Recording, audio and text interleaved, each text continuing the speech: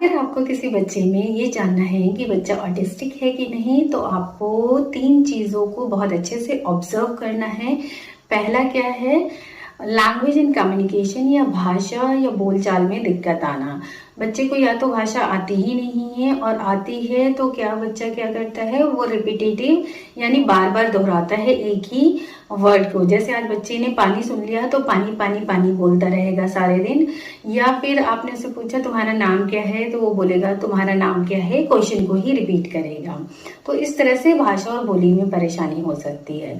दूसरा क्या है, सोशल इंटरेक्शन यानी मेल जोल में दिक्कत होना। दूसरों से मेल जोल करना पसंद नहीं करते हैं, अकेले खेलना पसंद करते हैं। अगर बच्चे आए भी इनके पास तो अकेले जाके खेलेंगे।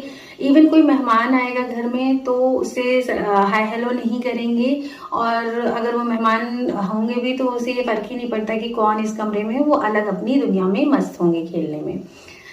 थर्ड क्या है, रिपीटेटिव रिस्ट्रिक्टिव बिहेवियर, जिसमें बच्चा बार बार दोहराए जाने वाला व्यवहार करता है, और उसके साथ सेंसरी इशू भी हो सकते हैं, हाइपो या हाइपर सेंसरी इशू हो सकते हैं। तो इसमें क्या करता है बच्चा, अक्सर क्या करता है, रोटेटिंग करेगा, फ्लैपिंग हैंड करेगा, रोटेट करेगा, जंपिंग करेगा इस तरह से, या आवाज आएगी कान पे हाथ रख सकता है, इरिटेट हो सकता है। तो इस तरह के symptoms repetitive and restrictive behaviour में आ सकते हैं। तो अगर इन तीनों ही कैटेगरी में बच्चा एक एक सिम्टम्स दे रहा है तो उसे क्या कहेंगे, एएसडी बच्चा कहेंगे, यानी ऑटिस्टिक है। इसका डिटेल असेसमेंट देना चाहिए प्रोफेशनल्स के द्वारा। तो आपको बच्चे को प्रोफेशनल्स के पास ले जाना चाहिए।